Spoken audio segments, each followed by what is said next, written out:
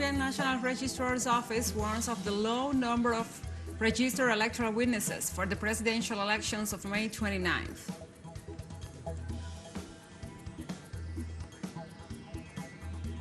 The President of Mexico, Andrés Manuel López Obrador, does not rule out the possibility of an agreement with the United States so as not to exclude countries of the hemisphere from the Summit of the Americas. In Russia, the Sub-Secretary of the Security Council, Alexander Venediktov, denounced that the U.S. has a network of 400 biological military laboratories in the world.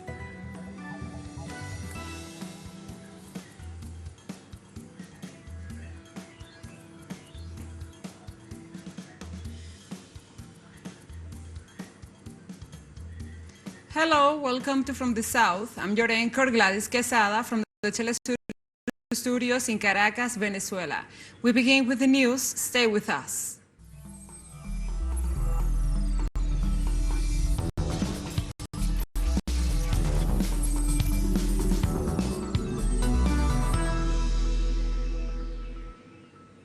And now we begin. The Colombian National Registrar's Office warns of the low number of registered electoral witnesses for the presidential elections of May 29th.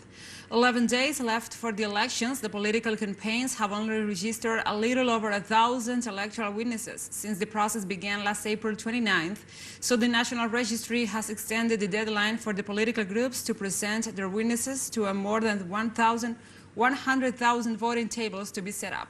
Registry official Alexander Vega recently urged the different political forces to speed up this process. According to the Action Plan of Electoral Guarantees, the deadline for political groups to nominate their witnesses will be extended until May 27th.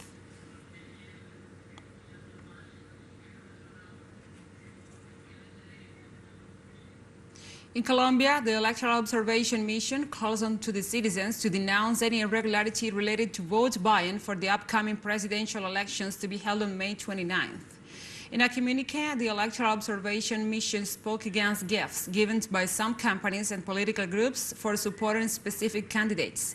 They also denounced those businesses who exert pressure on their workers to interfere in their decision to vote for any candidate, mainly against the favorite to win the elections, according to the official polling results, Gustavo Petro. The organization also called on the authorities to investigate companies that are allegedly using fear speech and do not provide a safe space for people to freely exercise the right to vote.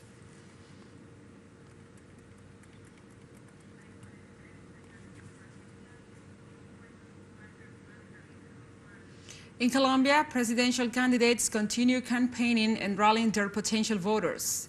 The candidate for the historical pact, Gustavo Petro, was in Bucaramanga on Wednesday with his running mate, Francia Marquez.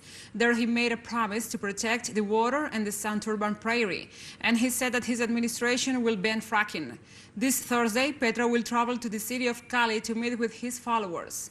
Meanwhile, candidate Federico Gutiérrez visited the city of Valledupar, where he spoke about responsible energy transition and the energy prices regulation in the Caribbean coast. On Thursday, Gutiérrez will travel to the department of Huila to continue with his campaign.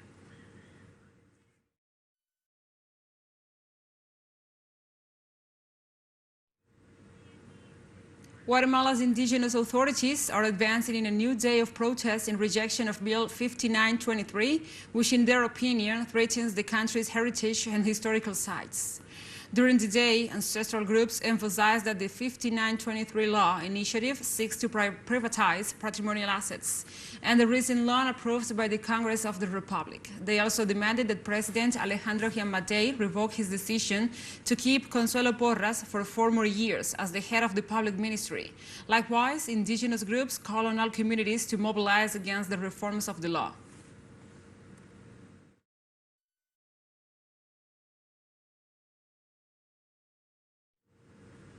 In Ecuador, authorities reported 2 car bomb explosions in the city of Esmeraldas after a month of having declared a state of emergency. Preliminary reports indicate that the detonations of the vehicles occurred with the help of gas cylinders and explosives in front of an educational center without leaving any victims. Javier Buitron, Esmeralda's police chief, pointed out that what happened could be a message from criminal groups and announced the start of the corresponding investigations.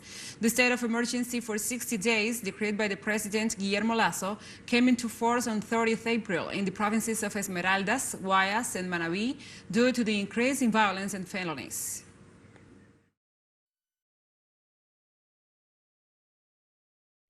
The Uruguayan parliament will interpellate the Minister of Economy, Azucena Arbeleche, due to her criticized management in office. Parliamentarian Betiana Diaz stated that the minister will appear before a hearing regarding the situation of poverty, inflation, and low salaries that the country is facing. The minister presented a package of measures which established a 4% increase in the allocation to the social program called the Equity Plan, where a complement to the child allowance was incorporated and the freezing of some fuel prices. According to the parliamentarian, this package provides for a tax discount to those who receive family allowance through a digital application. The representatives of the Broad Front detailed that the measure was requested late and that it is ineffective since the salary losses are not recovered.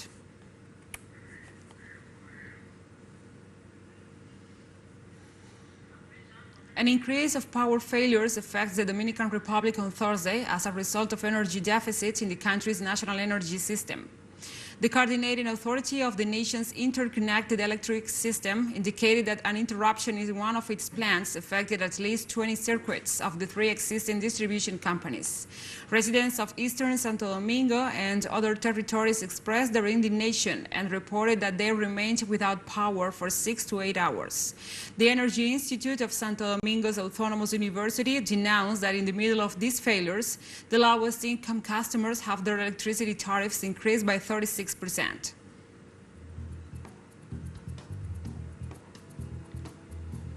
We'll take a short break now. Join us again after this.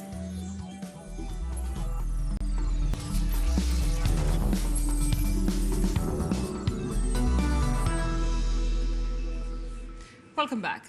The President of Mexico, Andrés Manuel López Obrador, does not rule out the possibility of an agreement with the United States so as not to exclude countries of the hemisphere from the Summit of the Americas.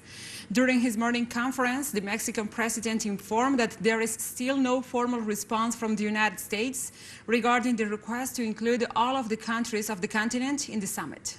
López Obrador explained that although there were meetings between his government and the U.S. officials, so far no agreement was reached to allow the participation of all nations, without the exclusion of countries such as Venezuela, Cuba, and Nicaragua.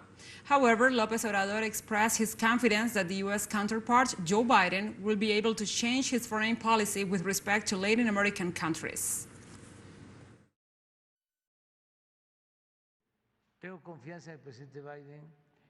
I have confidence in President Biden. De un gran viraje. It is a time for a great change. Es el momento de iniciar una etapa nueva. It is a time to initiate a new stage en las relaciones de los países in the relations between the countries of the Americas. Y va a ser un ejemplo para el mundo. And it will be an example for the world. Lo puede hacer. And only President Biden can do it. El presidente Biden. And the president of Nicaragua, Daniel Ortega, said his nation is not interested in participating in the Summit of the Americas hosted by the United States in June in Los Angeles, where some leaders have already made their presence conditional on there being no exclusions. Several Latin American nations, such as Chile, joined the request that Cuba, Nicaragua, and Venezuela attend the Summit of the Americas. During a ceremony to honor General Augusto César Sandino, President Ortega said he understood the concerns of Latin American counterparts, such as Andrés Manuel López Obrador, who have been questioning the fact that the U.S. is marginalizing Venezuela, Cuba, and Nicaragua. Meanwhile, he urged to strengthen the community of Latin American and Caribbean states that emerged in 2011 as an integration organization and emphasized that all nations have a right to defend themselves and to be respected.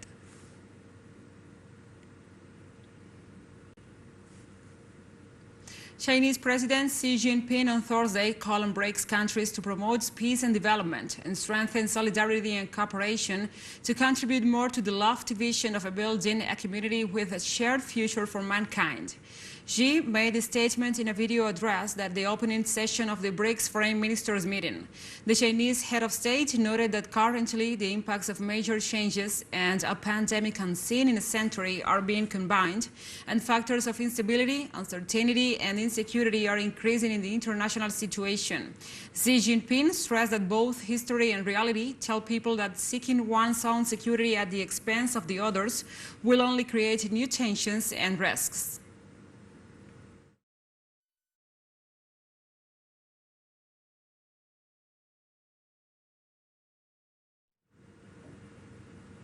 The president of Iran, Syed Ebrahim Raisi, underscored the strategic nature of Iran's relationship with Cuba during the official visit to Tehran of Cuban Vice Prime Minister Ricardo Cabrizas. At a meeting, the Iranian president stressed the importance of using the capabilities of both nations to deepen bilateral cooperations in such areas as trade, agriculture, and public health. In this context, the parties restated the firm political will to confront the hostile actions of the United States government and the bilateral restrictive measures imposed against the peoples of Iran and Cuba. The Iranian president and the Cuban official noted the excellent state of bilateral relations, characterized by a high-level political dialogue.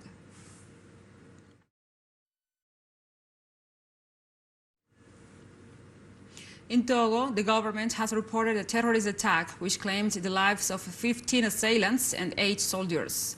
On Wednesday, government officials reported that the terrorist attack, which occurred last week in the north of the country, in Kipek-Pankanji, in the Kepndial district, also left 13 soldiers wounded. The report adds that the president of Togo gave specific instructions of how to dispose of the bodies of the terrorists and ordered that they be buried across the border in Burkina Faso.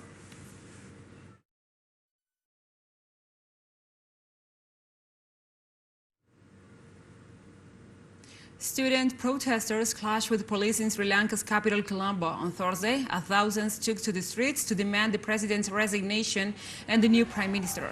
Police used water cannons and tear gas to disperse the crowd as they marched towards the presidential palace. Demonstrations have been ongoing in Colombo for the last 2 months after the public blamed the country's leadership for mishandling the economy and being corrupt. The government announced that it was suspending up to $7 billion of foreign loan payments due to be repaid this year because of a foreign currency crisis. The country must repay $25 billion as a foreign debt by 2026 out of a total of $51 billion.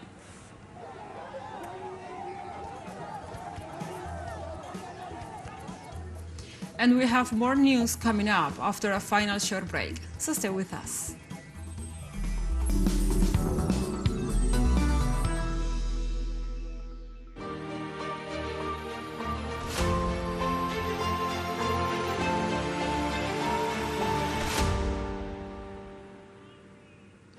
Welcome back. In Russia, the Subsecretary of the Security Council, Alexander Venediktov, denounced that the U.S. has a network of 400 biological military laboratories in the world.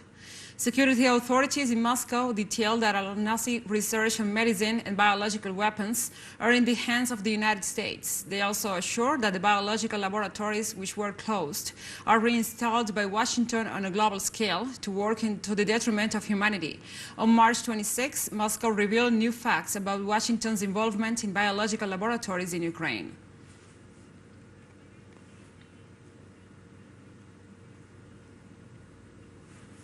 And also, Russia blames the United States for future global crisis, while the UN Secretary General says Russia and Ukraine's agricultural resources are indispensable to prevent unprecedented famine. The head of the lower house of the Russian parliament, Vyacheslav Volodin, assured that the United States and its allies are the architects of the crisis, threatening the world by applying more sanctions against Russia than anyone else. So far, there are about 7,800 restrictive measures imposed against Moscow during the special operation in Ukraine, the United States being the country that imposed nearly 2,000 sanctions against the nation. For his part, the United Nations Secretary General Antonio Guterres expressed his concern regarding the issue of food in the world and detailed that food and fertilizers from Ukraine and Russia must return as soon as possible to the world markets to avoid a famine.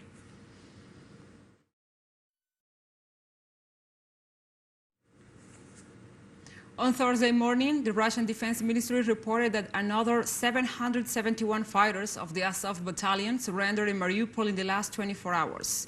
This was confirmed by the ministry spokesperson, Major General Igor Kinashenkov, at a press conference. With the new numbers, 1,730 fighters have surrendered since May 16, including 80 wounded. In this sense, the official noted that all of those who need hospital treatment receive assistance in medical institutions of the self-proclaimed Donetsk People's Republic in Novoazovstok and Donetsk.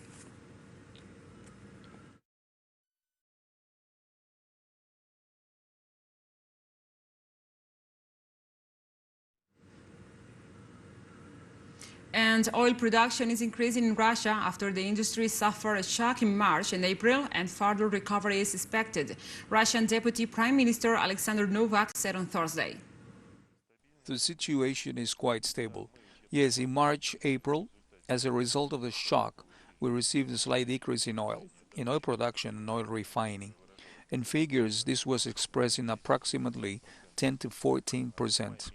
In May, we have already started to rebound, and we see that oil production is increasing. In April, we reduced production by about 1 million barrels per day. In May, we already increased it by 300,000, and we expect that further recovery will take place in June. On Thursday, the United States Congress approved over $40 billion in military and humanitarian aid package for Ukraine. The bill, previously passed by the House of Representatives, was voted up by the Senate on Thursday in an 86-11 vote, sending the measure to President Joe Biden to sign it. The legislation provides $6 billion for weapons, training, and financial support for Ukraine's military, and $4 billion in military financing until late September, according to a House Committee of Appropriations summary of the legislation. It also includes $9 billion to replenish U.S. stocks of weapons being sent to Ukraine, and nearly $4 billion for expanded U.S. military operations in Ukraine.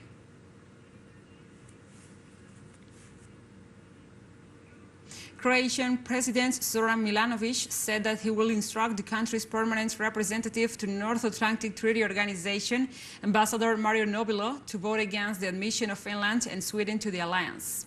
Milanovic stated the decision was not an act against Finland and Sweden, but for Croatia. He also said that his country should not cease making Finland's and Sweden's membership of NATO conditional on the issue of the equality of Bosnia and Herzegovina Croats in elections. Addressing a news conference, the head of state said that he believed that Croats in Bosnia and Herzegovina as a political entity are being destroyed and that it is Croatia's national interest to prevent that. President Milanovic highlighted that Turkey, which is opposed to the two Nordic countries joining the alliance, is showing how to fight for national interests.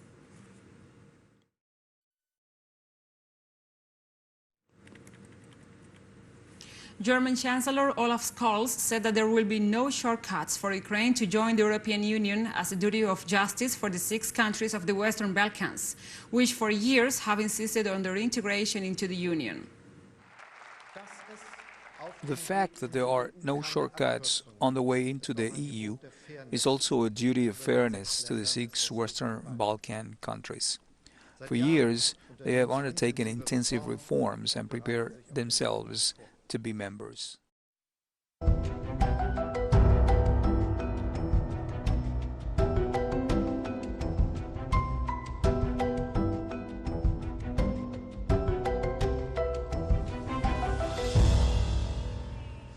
Now we move on to other topics. In India, extreme weather conditions ranging from heat waves to heavy rains are wreaking havoc all across the country.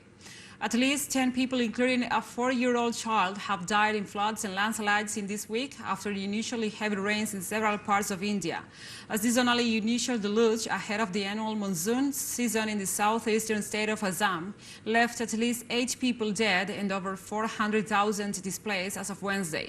Landslides cut railroad lines in several areas, making it difficult for authorities to send relief material. There is a big flood in these areas. Everywhere there is water and water. We need ration, medicine, but the government has not provided. I request the government to give us some kind of relief materials. So we have come to the end of this news brief. But remember, you can find this and many other stories on our website at telesurenglish.net. And also, if you feel so inclined, please join us on social media for all the latest news. We are on Facebook, Twitter, Instagram, and Telegram. For Telesur English, I'm your anchor, Gladys Quesada. Thank you for watching.